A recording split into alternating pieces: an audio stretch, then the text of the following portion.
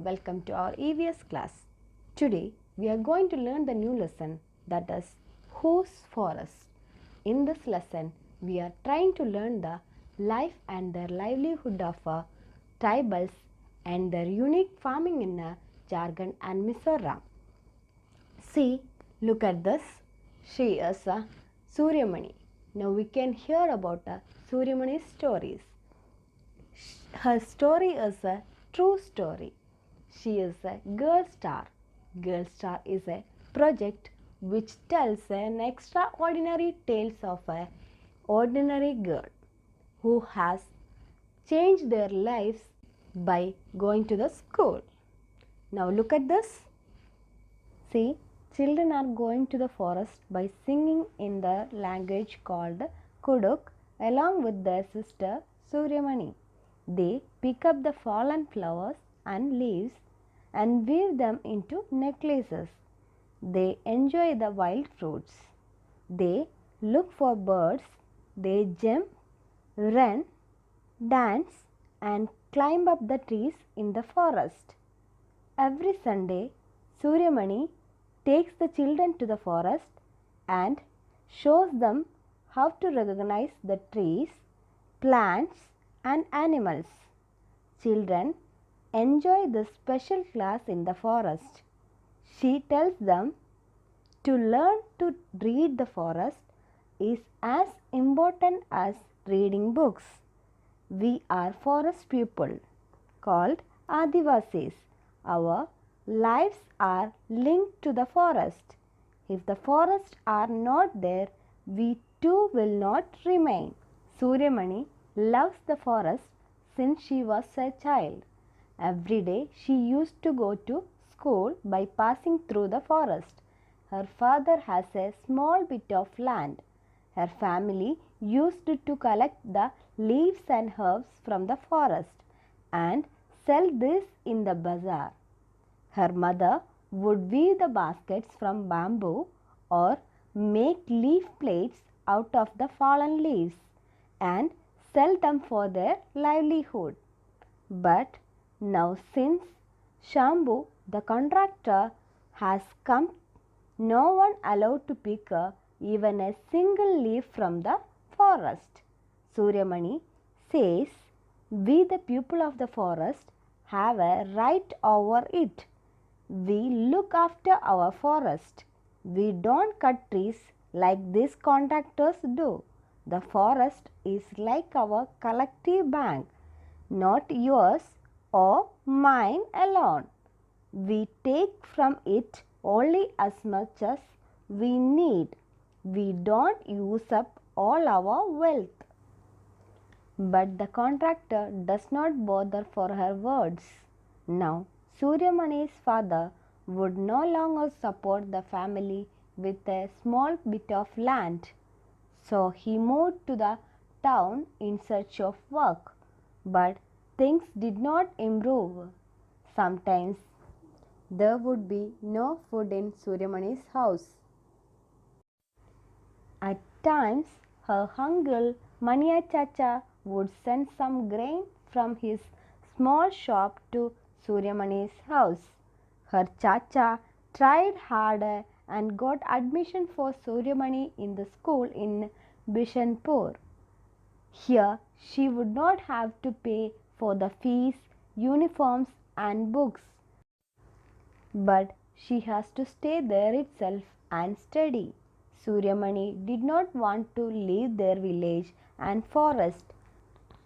But Mania Chacha was firm and told, if you do not study, you will be hungry. Suryamani replied, why should I go hungry? The jungle is there to help. Chacha tried to explain, but we are being moved away from our forest. Even the forests are disappearing. In their place, mines are being dug, dams are being built. Believe me, it is important for you to study, to understand about the laws. Maybe then you can help to save our forest.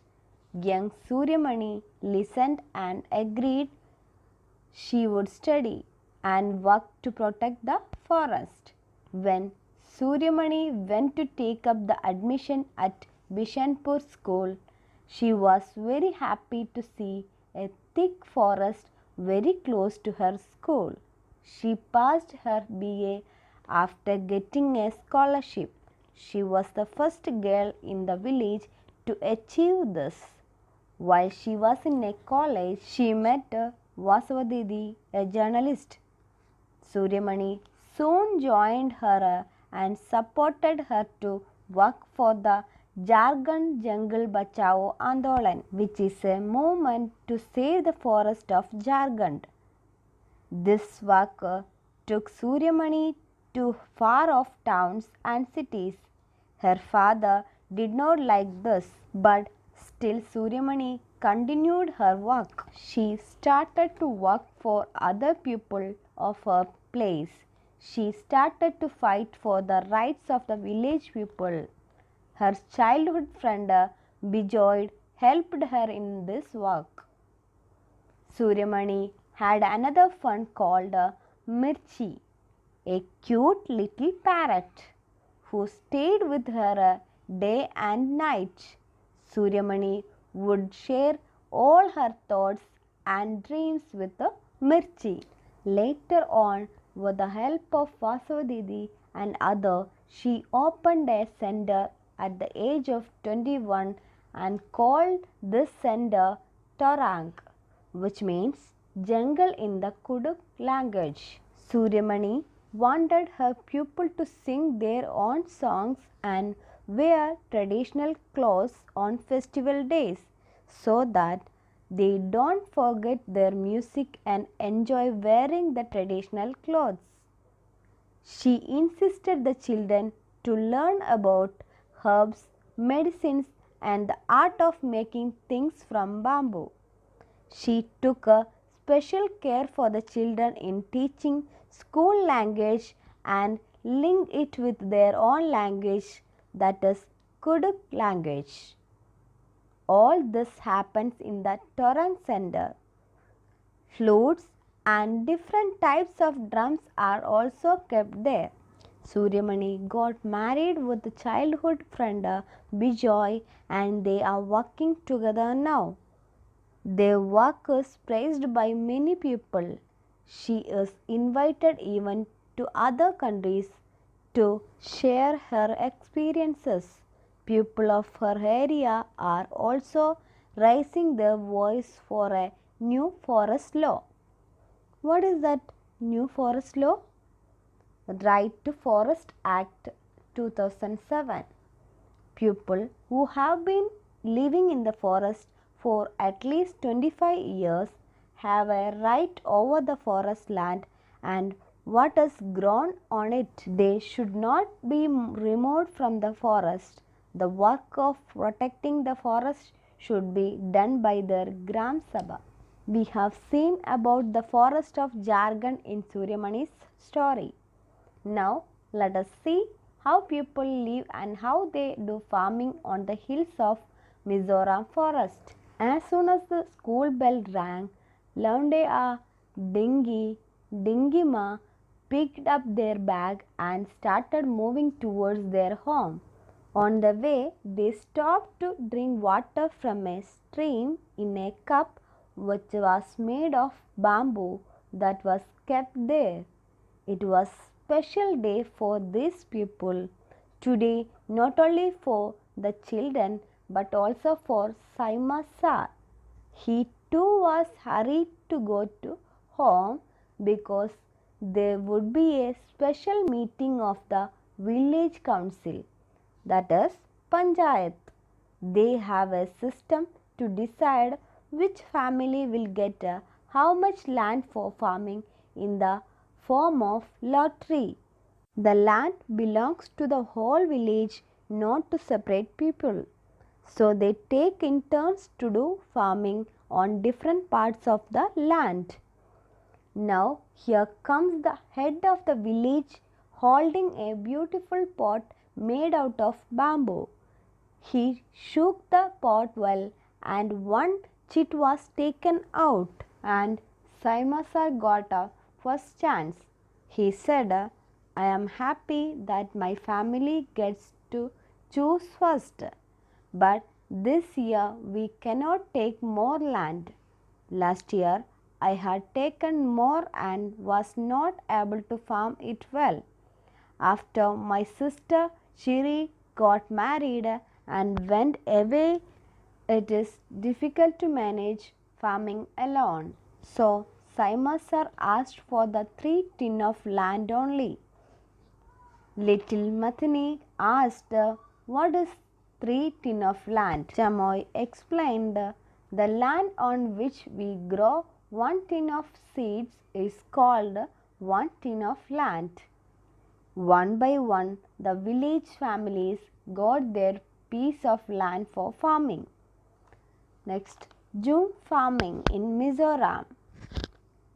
Jhum farming is very interesting farming in Mizoram. In Jhum farming, after cutting one crop, the land is left as it is for some years. Nothing is grown there. The bamboo or weeds which grow on that land are not pulled out. They are cut and burned. The ashes make the land fertile. When the land is ready for farming, it is lightly dug up, not plowed, and seeds are dropped on it. The weeds and other unwanted plants are also not pulled out. They are just cut so that they get mixed with the soil. This helps in making the soil fertile. The main crop here is rice. After it is cut, it is difficult to take it home. There are no roads, only hilly paths. People have to carry the crops on their backs. This takes many weeks. When the work is over, the entire village celebrates. People get together to cook and eat, sing and dance. They do their special Chero dance. In this dance, people sit in pairs in front of each other, holding bamboo sticks on the ground. As the drum beats, the bamboos are beaten to the ground. Dancers step in and out of the bamboo sticks and dance to the beat. About 3/4 of the people in Mizoram are linked to the forest. Life is difficult, but almost all the children go to the school. You can see some of them here playfully blowing with their leaf whistle. You too have to made many such whistles, haven't you? Okay, this all in this lesson. See you on next class. Bye bye.